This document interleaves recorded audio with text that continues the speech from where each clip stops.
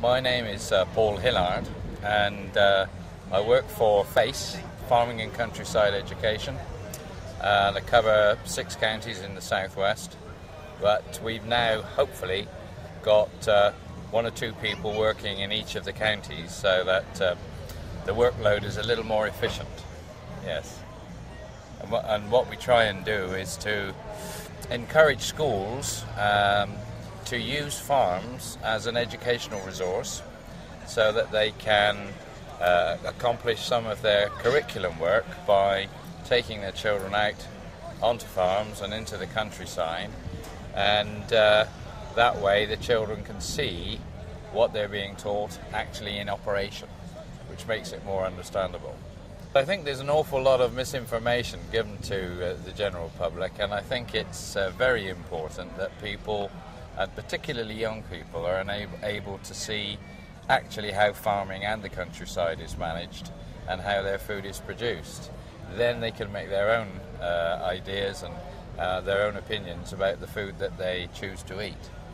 When they go and see the work which is now being done on modern farms, their appreciation of how the career structure has changed and the opportunities that are there for them in farming and in countryside management for that matter differs quite considerably to some of the stories that they're told in schools perhaps, because we do require educated, highly competent people to take the industry forward, and the old idea that perhaps if you weren't clever academically then you should look to farming or to countryside management as a career, I think is well out of date now, and we do need to encourage teachers, careers advisors to think more carefully about what sort of people are needed in the agricultural profession.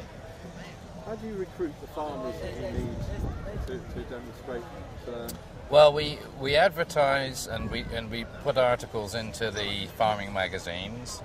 I do a lot of telephoning, and we run something called a CEVAS course. CEVAS stands for Countryside Educational Visits Accreditation Scheme, and we train farmers. We give them some training on how to host school visits in the most productive way for themselves and for the educators. And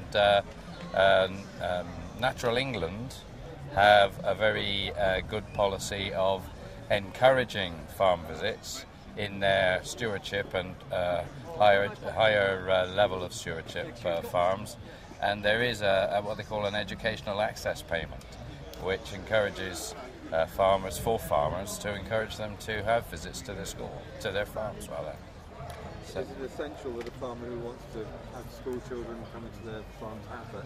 It's not essential, but it's quite a valuable thing in terms of alienating some of the worries and fears that farmers have in terms of health and safety, and in terms of knowing what the curriculum is all about, so that they're able to talk to teachers on a level playing field, so that they know a bit about the curriculum.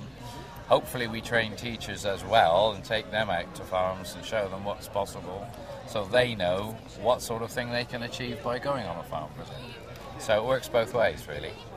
But the CEVAS course is not essential, it's very useful and very important, I think. I think it's proper education. I was a head of a primary school for 27 years, and I got a little bit disillusioned with the way education was becoming a tick box exercise and target setting, and we weren't really getting to grips with showing people actually what their learning meant in the real world. And I have a little phrase which has been taken from a Chinese proverb, which is I hear and I forget, I see and I remember, I do and I understand. And I think doing and understanding is proper education. That's what I do now.